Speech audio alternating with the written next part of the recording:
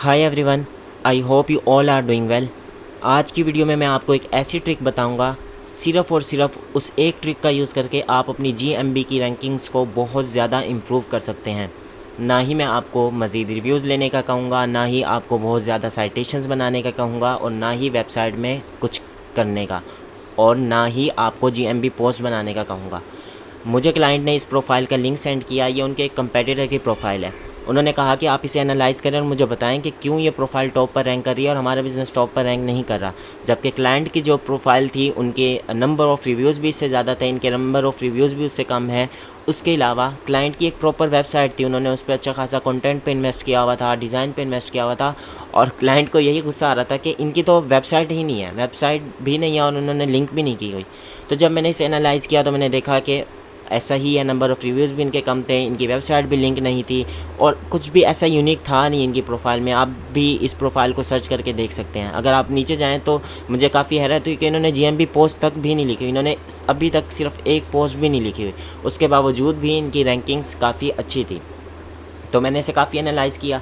तो उसके बाद मैंने एक चीज़ देखी इनकी प्रोफाइल में, ये एक ट्रिक यूज़ कर रहे थे, जो ट्रिक मैंने सोचा आप लोगों के साथ भी शेयर करूं और आप लोग भी उसे यूज़ कर सकते हैं। मैं काफ़ी टाइम से आप लोगों के साथ ये ट्रिक बता रहा था आप लोगों को। अगर आप मेरी केस स्टडी देखें जो मैंने अभी शेयर की, उसमें भी मैंने आपको बताया कि ना ही मैंने वेबसाइट में काम किया, ना ही मैंने कोई साइटेशंस बनाई, और ना ही पोस्ट। ये चीज़ें डायरेक्ट रैंकिंग्स को अफेक्ट नहीं करती, तो हम लोग इन चीज़ों पर टाइम वेस्ट करते हैं। अब बगैर टाइम वेस्ट किए मैं आपको बताता हूँ कि वो ट्रिक क्या है। ट्रिक बहुत ज़्यादा सिंपल है। आपने इनकी इमेजेस में जाना है और वहाँ पे आपने देखना है कि यहाँ पे ये एक ट्रिक यूज़ कर रहे हैं। मैं इमेजेस ऑप्टिमाइजेशन को बहुत ज़्यादा प्रमोट करता हूँ, क्योंकि ये वो पार्ट है जिसमें आप टाइम इन्वेस्ट करेंगे तो वर्थ इट है। यहाँ पे आप एक चीज़ देखेंगे, इनकी तमाम पिक्चर्स पे, मानता हूँ कि इनकी पिक्चर्स ज़्यादा अच्छी नहीं लग रही, देखने में अच्छी नहीं है, लेकिन देखें जो चीज़ वर्क कर रही है वो कर रही है वर्क। आप इसको अपने तरीके से डिज़ाइन अच्छे से कर सकते हैं। अब आप ये देखें कि ये अप्लायंस रिपेयर बिज़नेस है, ये अप्लायंसेस को रिपेयर करते हैं। तो अभी इन्होंने जो भी इमेज अपलोड की है, जो भी न्यू इमेज या ओल्ड इमेज, इनकी जितनी भी इमेजेस हैं, ऑल 100% इमेजेस में इन्होंने टेक्स्ट लिखा हुआ है। अब वो टेक्स्ट इन्होंने कोई भी फजूल टेक्स्ट नहीं लिखा हुआ, इन्होंने टेक्स्ट वही लिखा हुआ है जो इन्होंने वर्क किया है, जो कॉमन इश्यूज़ हैं। जो कॉमन इश्यूज़ आते हैं, ड्रायर रिपेयर करते हैं या फिर ये जो भी फ्रिज वगैरह रिपेयर करते हैं, तो वो यहाँ पे लिख देते हैं कि हमने क्या चीज़ रिपेयर की। यहाँ पे इलेक्ट्रोलक्स ये एक ब्रांड है, वाशर जो कि अप्लायंस है, और नो डिस्प्ले ये उन्होंने बताया कि इसका इशू है, मतलब हमने इस वाशर का ये इशू था, हमने रिपेयर किया। यहाँ पे सेकंड इमेज देखें, सेम स्ट्रेटजी। एलजी ब्रांड है, डिश वाशर, कौन सा अप्लायंस है और इशू क्या था, नॉट स्टार्ट। अब इन्होंने ये हर अपनी पिक्चर पे ये चीज़ यूज़ की हुई है।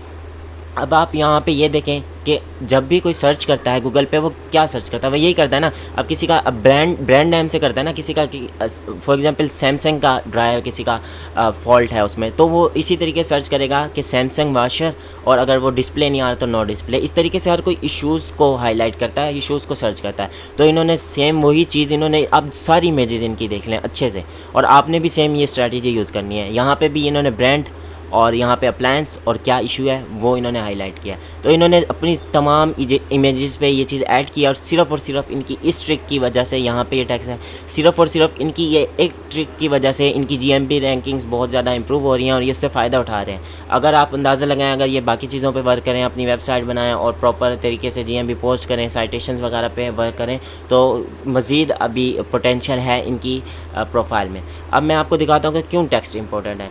जीएमबी ऑप्टिमाइजेशन एक बहुत बड़ा ब्रॉड टॉपिक है, जिसके बारे में मैंने ऑलरेडी काफ़ी वीडियोस बनाई हैं, आप वो जाकर देख सकते हैं। एग्जिफ डेटा ऐड करना और मज़ीद चीज़ें।